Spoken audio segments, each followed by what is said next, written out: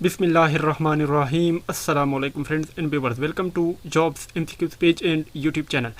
Friends, एक paper हुआ था जूनियर क्लर्क का और ये फुल हलशुदा पेपर मेरे पास मौजूद है। ये पेपर जो है 24/12/2020 को हुआ था director general of law human rights में। इसके जो टोटल एमसीक्यूज थे 100 एमसीक्यूज हैं और मेरे पास अभी 70 एमसीक्यूज इस वीडियो में शेयर करूँगा आप सबके साथ। तो बाकी 30 एमसीक्यूज जो है मैथ का पोर्शन है इसमें, और इसके अलावा कंप्यूटर का पोर्शन है वो अलग सी वीडियो में इंशाल्लाह जल्द शेयर करूँगा। तो फ्रेंड चलो वीडियो को स्टार्ट करते हैं। सबसे पहले जो है इंग्लिश पोर्शन है, 40% इंग्लिश था इसमें। एंटिनम ऑफ फ्रिवोलियस, तो फ्रिवोलियस का मतलब है यानी गैर संजीदा। इसका एंटिनम जो होगा वाइज होगा, वो वाइज का मतलब है संजीदा। इसके बाद नेक्स्ट जो है question number 2, antonym of conquer. Conquer का मतलब है यानी इसका जो एंटिनम होगा वो होगा डिसएग्री। कनकर का मतलब है एग्री और एंटिनम इसका है डिसएग्री। इसके बाद नेक्स्ट क्वेश्चन है question number 3, the antonym of ममोत, मेमोत। मेमोत का मतलब है बहुत बड़ा।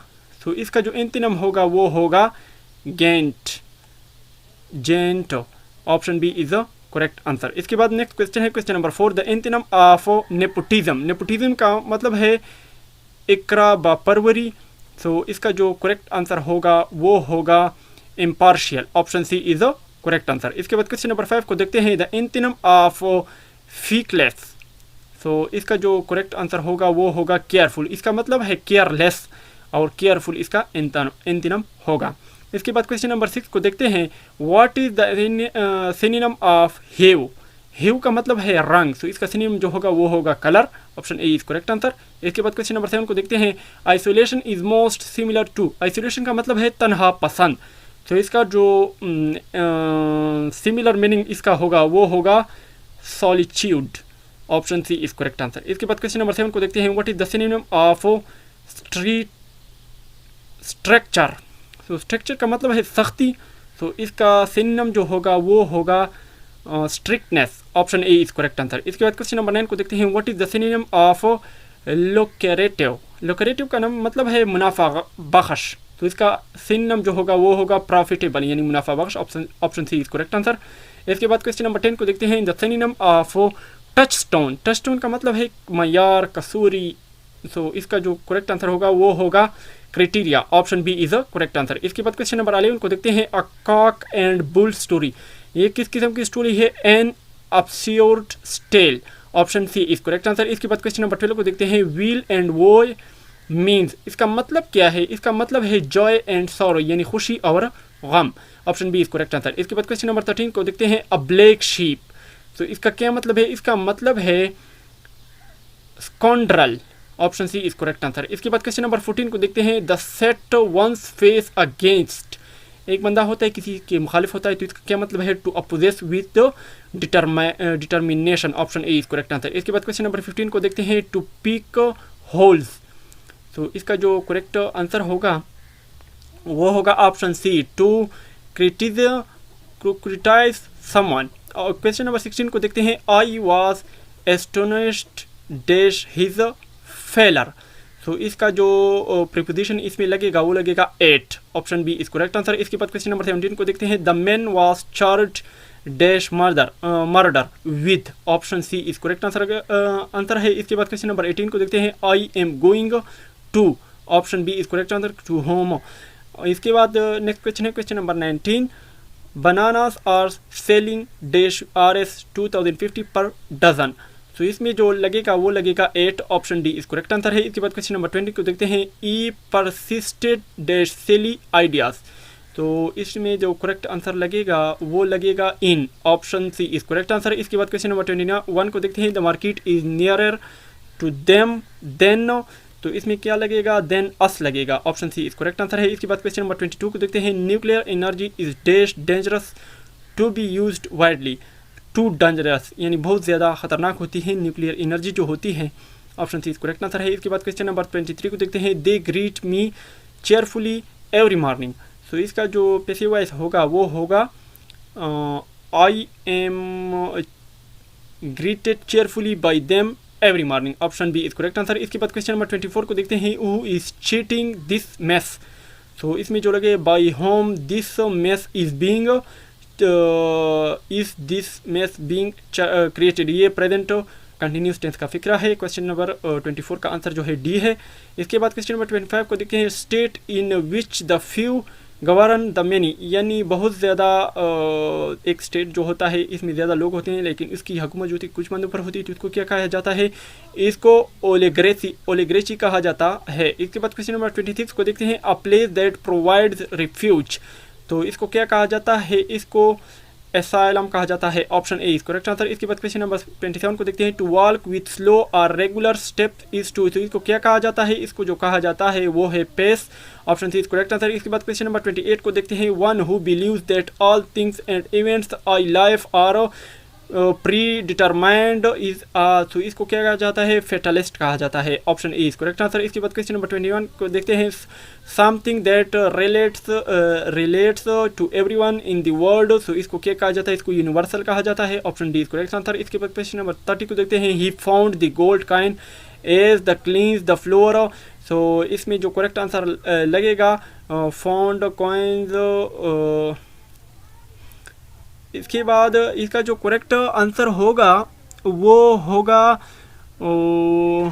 वाइल, ये सारे इसका जो करेक्ट आंसर है ये सारे करेक्ट हैं, ये फिक्रा जो है ये ऑलरेडी करेक्ट है। इसके बाद नेक्स्ट क्वेश्चन है question number 31, they are not beware of all the facts, तो इसमें क्या लगेगा, they are not aware of, option B is correct answer है। इसके बाद क्वेश्चन नंबर 32 को देखते हैं, technology must use to feed the forces of change, तो इसमें क्या लगेगा, मस्ट बी लगेगा, मस्ट बी यूज, तो इसमें क्या लगेगा, must be use to feed, option E is correct answer है। इसके बाद क्वेश्चन नंबर 33 को देखते हैं, we can not always convey our selves in simple sentence, so इसमें जो करेक्ट आंसर होगा वो होगा कैन नॉट ऑलवेज एक्सप्रेस लगेगा, कन्वे नहीं लगेगा, एक्सप्रेस लगेगा, option C is correct answer है। इसके बाद क्वेश्चन नंबर 34 को देखते हैं, होप यानी उम्मीद, एस्पायर, तो इसका जो करेक्ट आंसर होगा वो होगा, सो होप के साथ क्या आएगा, होप एस्प्राइज, सो इसके साथ जो आंसर आएगा वो होएगा फिब एंड लाई यानी झूठ, option C is correct answer. इसके बाद क्वेश्चन नंबर 35 को देखते हैं, आफ्टर यानी बिफोर, तो इसमें जो करेक्ट आंसर होगा वो होगा successor and predecessor, option D is correct answer. इसके बाद क्वेश्चन नंबर 36 को देखते हैं, the proper sequence should be, तो इसमें प्रॉपर सीक्वेंस जो है वो है PQRS, option D is correct answer. इसके बाद क्वेश्चन नंबर 37 को देखते हैं, करेक्ट स्पेलिंग इज, तो इसमें से जो करेक्ट स्पेलिंग है वो है ominous, OMINOUS, option C is correct answer. इसके बाद क्वेश्चन नंबर 38 को देखते हैं, करेक्ट स्पेलिंग ऑफ गारंटी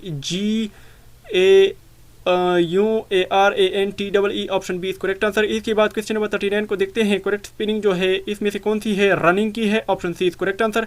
इसके बाद क्वेश्चन नंबर 40 को देखते हैं, करेक्ट स्पेलिंग जो इसमें है पेवराइल, PUERILE, ये इसके साथ इंग्लिश पोर्शन खत्म हो गया है। अभी नेक्स्ट पोर्शन जो होगा पाक स्टडी का पोर्शन है। क्वेश्चन नंबर 41 को देखते हैं, FIA यानी federal investigation agency was formed in, ये कब बनी थी, ये 13 जनवरी 1975 को बनी थी, option C is correct answer.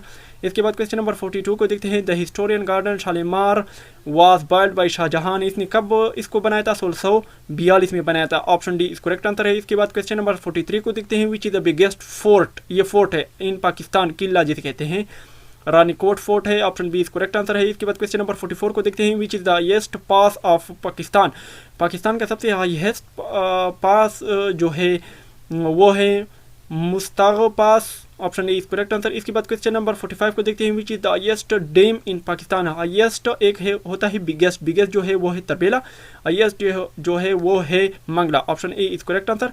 इसके बाद क्वेश्चन नंबर 46 को देखते हैं, which one of these is the smallest province of Pakistan in terms of area, area के लिहाज से सबसे छोटा प्रोविंस कौन सा है, KPK है, option A is correct answer. इसके बाद क्वेश्चन नंबर 47 को देखते हैं, who was the first Muslim governor of Delhi, कौन सा पहला मुस्लिम गवर्नर था दिल्ली का, वो था Qutbuddin Aibak, option C is correct answer. इसके बाद क्वेश्चन नंबर 48 को देखते हैं, the last Hindu ruler of the सब, ये सब है, सब कंटिनेंट वास, कौन सा था लास्ट रूलर, राजा पृथ्वीराज था, option E is correct answer. इसके बाद क्वेश्चन नंबर 49 को देखते हैं। अल बैरूनी केम इनटू अलॉन्ग विद अल बैरूनी किसके साथ आए थे?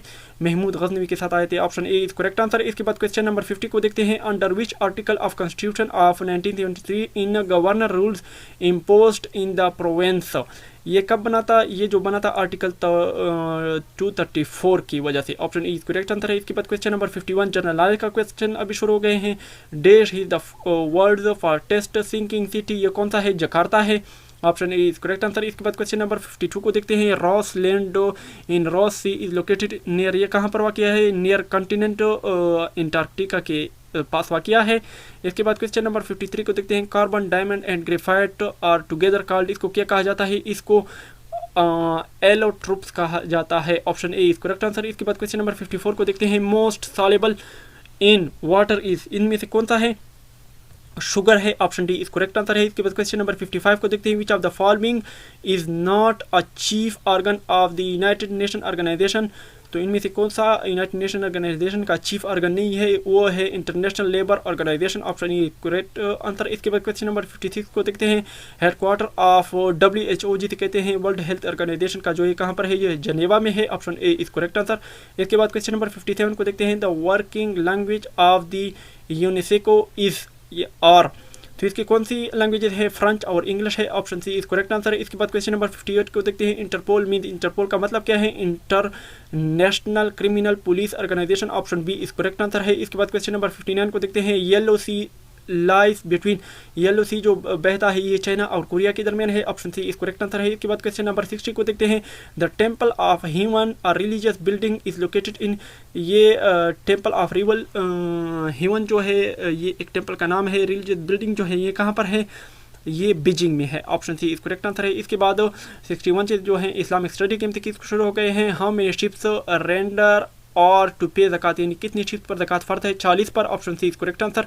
इसके बाद क्वेश्चन नंबर 62 को देखते हैं। हुज्जाज stay at Mina for 1 day, हुज्जाज जो होते हैं ये एक दिन मीना में स्टे करते हैं और सेकंड डे जो है अरफात में स्टे करते हैं और थर्ड डे जो है वो भी उधर रहते हैं इनकम्पेंट इन मुज़दलिफ़ा, इन थर्ड डे उसका मुज़दलिफ़ा में होता है। इट इज़ कॉल्ड, उसको क्या कहा जाता है? वकूफ़ कहा जाता है। Option C is correct answer. इसके बाद क्वेश्चन नंबर 63 को देखते हैं। किताबुल असर इज कंपाइल्ड बाय, किताबुल असर किसने लिखी थी? हज़रत इमाम अबू हनीफा रहमतुल्लाह अलैह ने लिखी थी। Option B is correct answer. इसके बाद क्वेश्चन नंबर 64 को देखते हैं। व्हाट इज़ तहलील, तहलील का मतलब क्या है?